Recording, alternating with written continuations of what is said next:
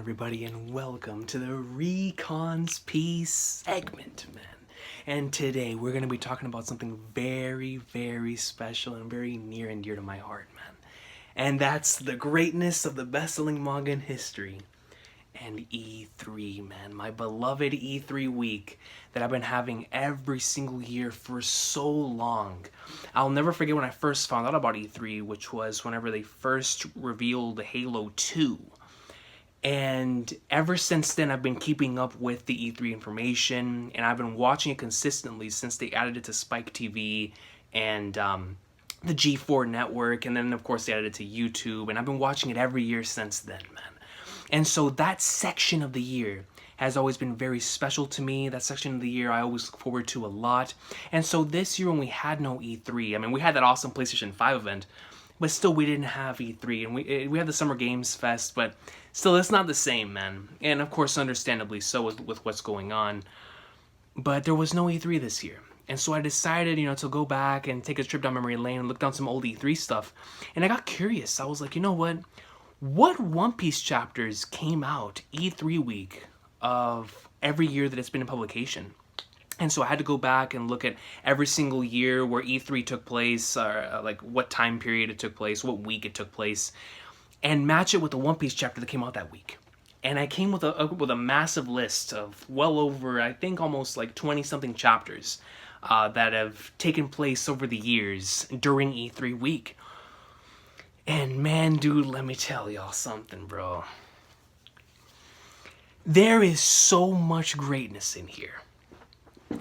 If y'all want to go, I might as well read it to y'all, man. You know what? No, I'll read it to y'all after I give my top 5. Because I want to give my top 5 first, and then I'll read the rest of the list of amazing chapters that came out during E3 week of every year in One Piece's publication, right? Let's get into it, man, because this is madness, dude. This is absolute madness. There's some legendary content that is covered here. So these are my top 5 favorite One Piece chapters that came out during E3 week of each year in One Piece's publication. So, top 5. First, an honorable mention, chapter 710.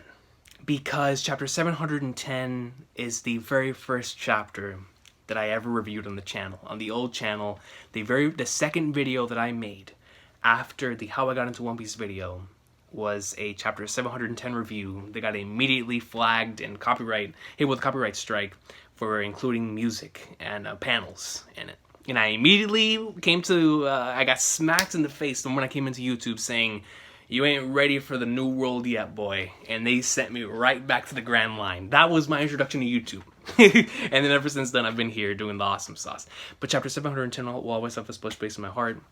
I have a poster from it in my room just to remember and just to remind me of my beginnings and how I started here on YouTube and whatnot. I just love that color page anyway in general. You have the Bruce Lee Luffy in there, and all the strides look awesome sauce. And chapter 710 will always be a special chapter to me just because of that. First chapter I ever covered here on the channel. But let's get into the top 5 now, man. When y'all see this greatness, y'all gonna know why I had such a tough time ranking these, man. Coming in at number 5 of chapters that came out during E3 week is chapter 320, which is the chapter right after Aokiji started talking to the Straw Hats about how dangerous Robin is. And then he started to utilize his fruit. And my man Luffy started showing like, "Yo, you want to go at it, dog?" And they started duking it out a bit. And at the end of the chapter, Aokiji looks at him and Luffy's like, "Yo, see me one-on-one. See me one-on-one."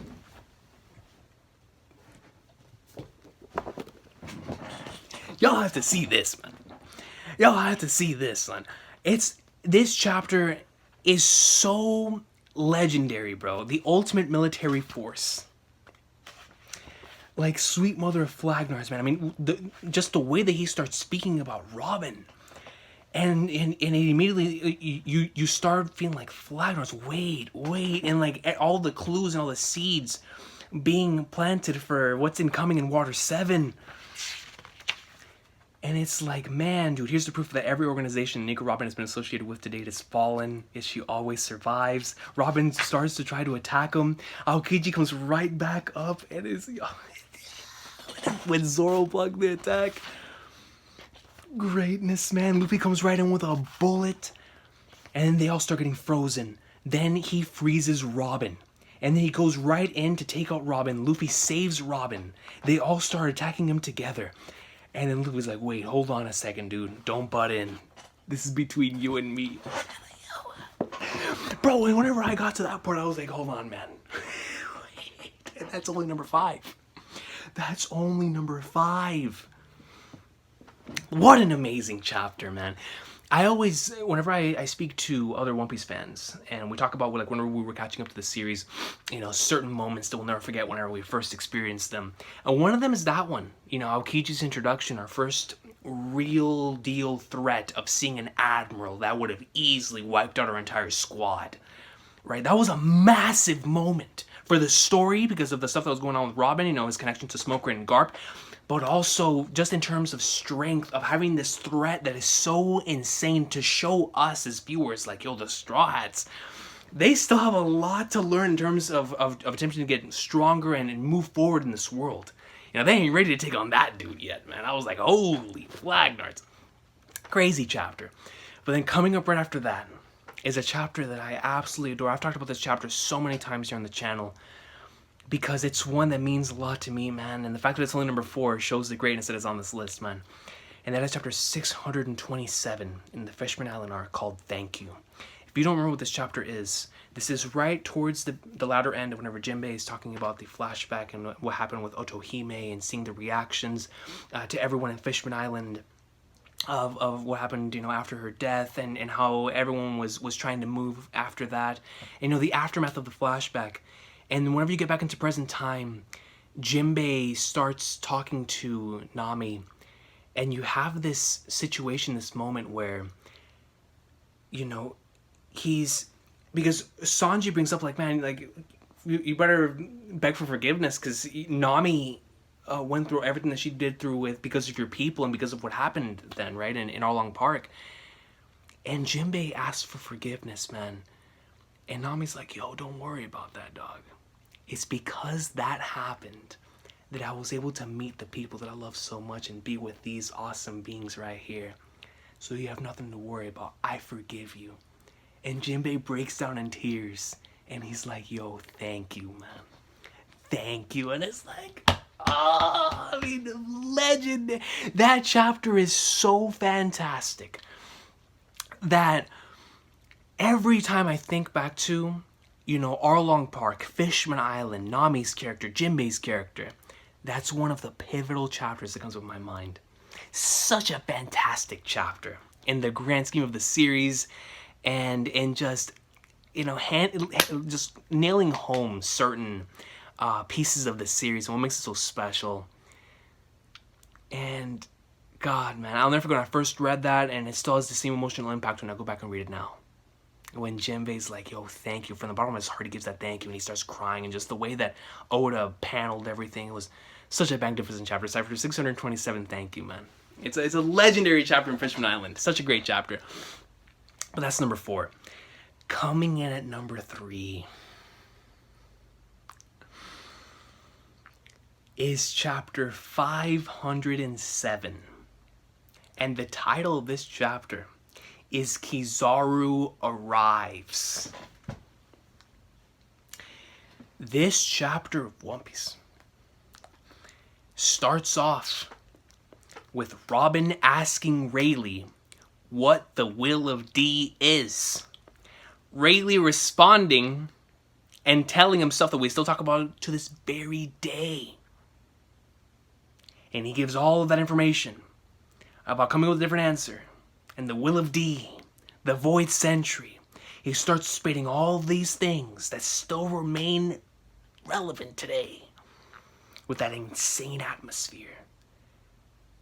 And then you have Usopp come up in the like swimwear and being like, yo, where is the One Piece? Does it really exist? And in the middle of his speech, we have one of the most Luffy moments of all time. Sabaody is such an amazing arc for Luffy, but this moment right here, Luffy tells him to shut up.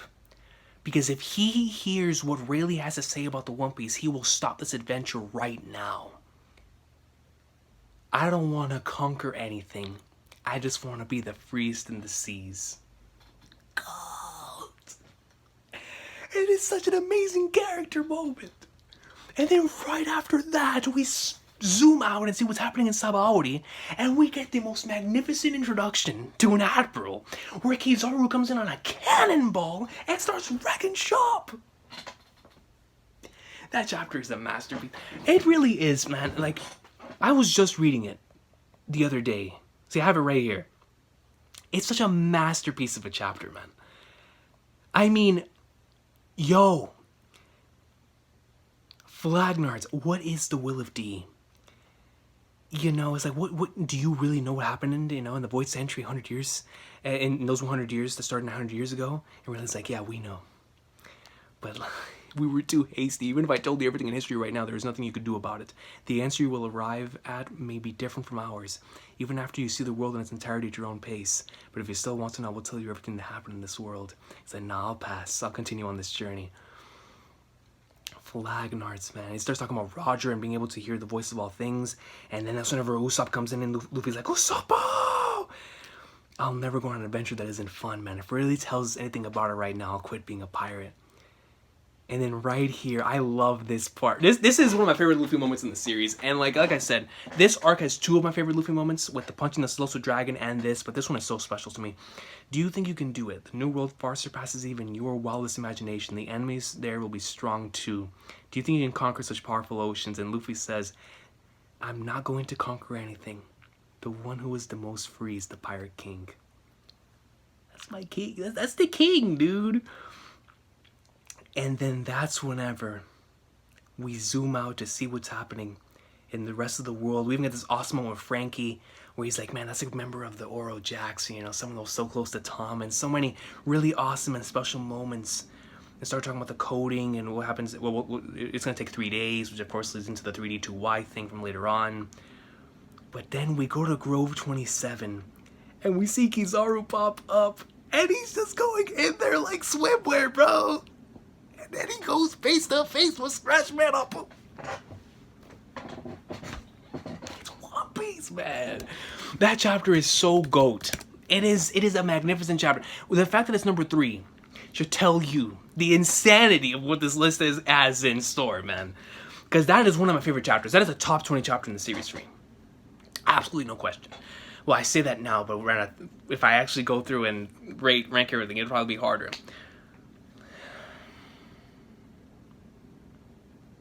Coming in at number 2. Y'all know how I feel about these two characters. So the fact that this isn't number 1 should tell you about how GOAT number 1 is. These are my 2 favorite characters in One Piece. 2 of my favorite characters in anything ever. And this is their second meeting in this series. Coming in number 2, I can't believe this came out during E3 week, is chapter 544 in the Impel Down arc, which is Luffy versus Blackbeard and Blackbeard versus Magellan. Within this chapter, Luffy hits Blackbeard with a jet pistol of legend. They start duking it out. Luffy goes in for an attack. Blackbeard hits his vortex, and you're like, what is going on? And then right after they stop fighting, because they realize they have to get out of there, because there's priorities at line here, and the awesome conversation between Blackbeard and Crocodile, excuse me, and you know, the clout. But then they have this conversation of legend. I gotta get my manga volume, dude. This is one of my favorite interactions in this series, man. Chapter 544. Where is it? Here it is. So here we go back. Jinbei stops Luffy mid-attack while they're going out and fighting. Luffy gets, he starts bleeding, and Crocodile's like, man, isn't he made of rubber? Right after Blackbeard hits him with that black vortex. Jinbei stops him. Stop, Luffy. That's enough. You have to control your temper. Remember what you're here for. That man has been a mystery to me since the first time I saw him on Whitebeard's ship.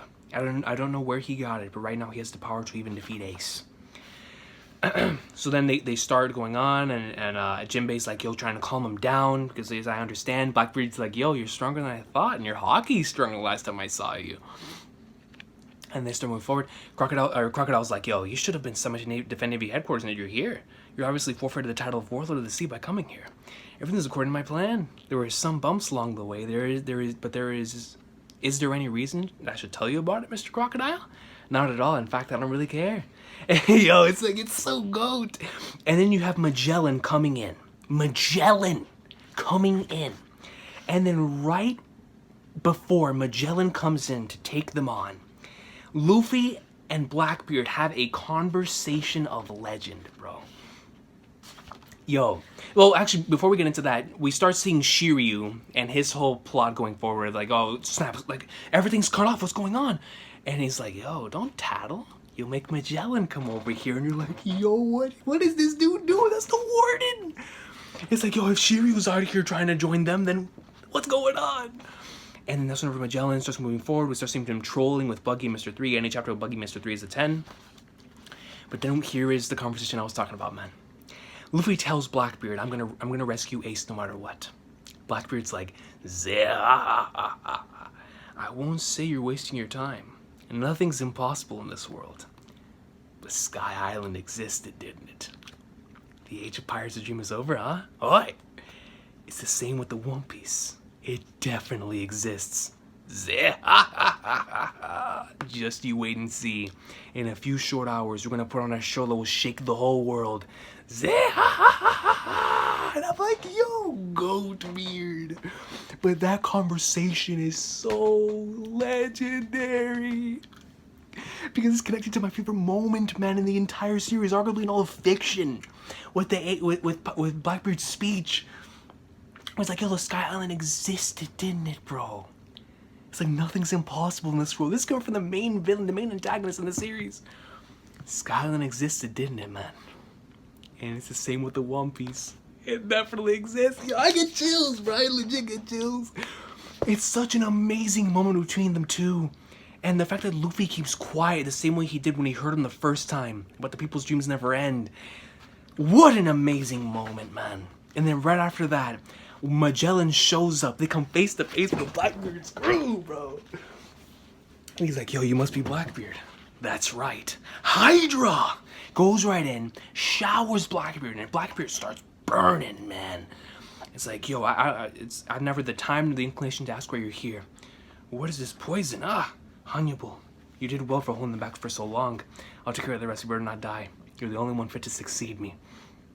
It's like, Mugiwara! You will not set 1 foot outside of this prison. And that's how the chapter ends, man.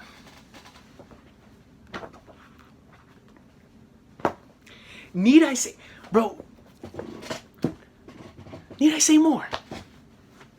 Need I say more? Luffy and Blackbeard's interaction. An actual fight between the two. A clash. Crocodile and Blackbeard's interactions. You see the entire, this awesome double page spread of the entire Blackbeard crew, and they all have lines of dialogue. And then you get Jinbei stopping his captain, already getting those moments that early on. Followed by Shiryu's heel turn. Followed by trolling with Big Buggy, Mr. 3. Followed by an iconic interaction with Luffy and Blackbeard at the exchange of dialogue where he goes back to the Sky Island did exist, right? People's dreams never, nothing's impossible in this world. Just like the One Piece. And then Magellan and Blackbeard face off all in one chapter. It's One Piece, man. But the fact that that is number 1 is a testament to how legendary number 1 is. Number 1 is one that I am so thankful I covered here on the channel. Number 1 is a chapter I'll never forget because I read it earlier on in the morning. I went to work, and the entire day at work, I could not stop thinking about it. So much so that I came home took a shower, and I think before I even ate dinner, I sat down on that very seat right across the room from me, and I talked about this chapter for about an hour and a half in afterthoughts. This is chapter 907, The Empty Throne.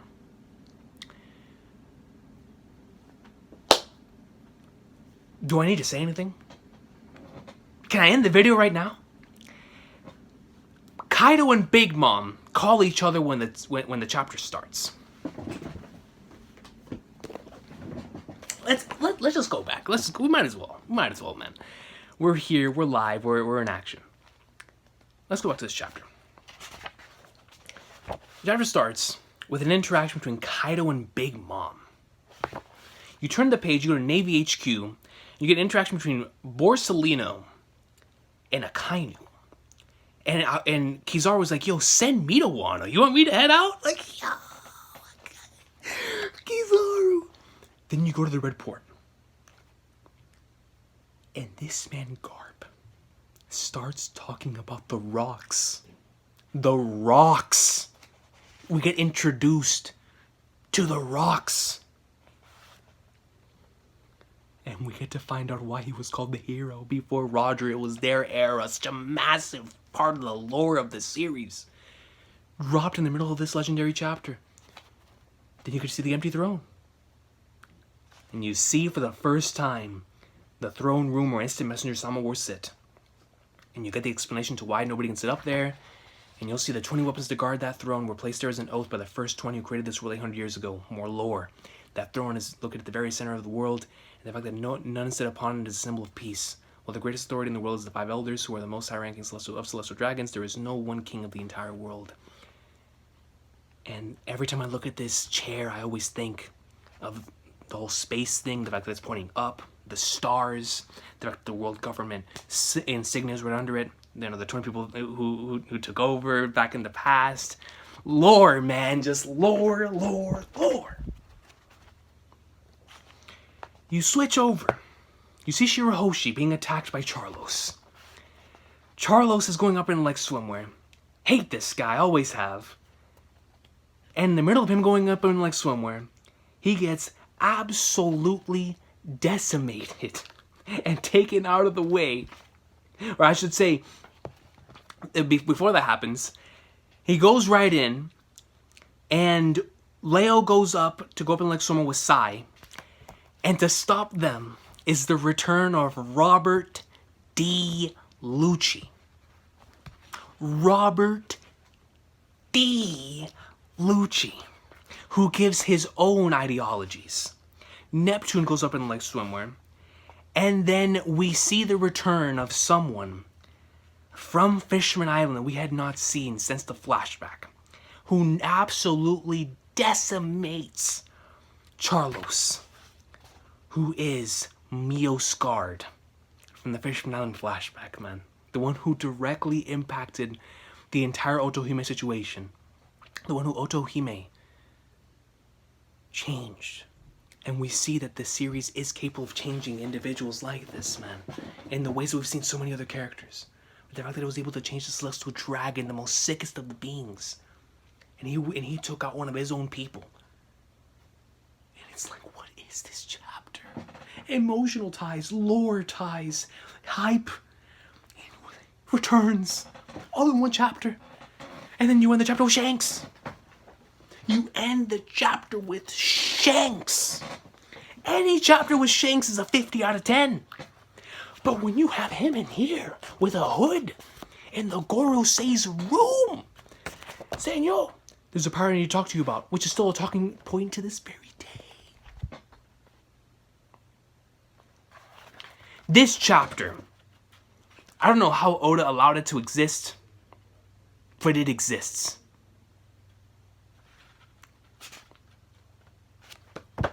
I don't know. I don't know how he allowed the chapter to exist, but 907 exists, man. It is one of my favorite chapters in the series, and it's my favorite chapter that came out during an E3 week, man. What an amazing last couple of chapters we have discussed here.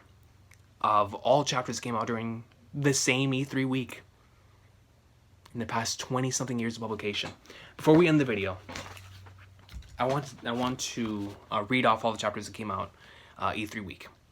So chapter 42, chapter 87, chapter 134, chapter 182, chapter 230, 275, 320, 366, 409, 462, 507, 544, 588, 627, 669, 710, 868, 907, and 945. And then, of course, this year, I believe it was 982 that came out during E3 week. So those are all the chapters that have come out during E3 week since the beginning of One Piece's publication. And so many of them are incredible. And it's amazing that these 5 monumentous chapters all came out during the same week. One Piece awesome sauce. God, man. Just phenomenal stuff, dude. I mean, seriously, phenomenal stuff, man. It was such a joy to go back and relive those and re-experience those, because God, masterpieces, dude.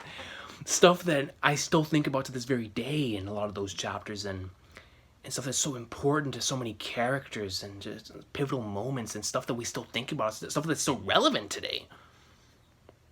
Amazing chapters, man. Absolutely amazing chapters. I will see y'all next time. Have an awesome day. One Piece greatness. Let me know if based on that list, or based on this list that I made, if you have your own favorite chapter that came out during this week, or if you want to talk about your own E3 memories, man. I would love to hear that in the comment section down below as well, man. This has been the Recon's Piece. I will see y'all next time. Have an awesome day.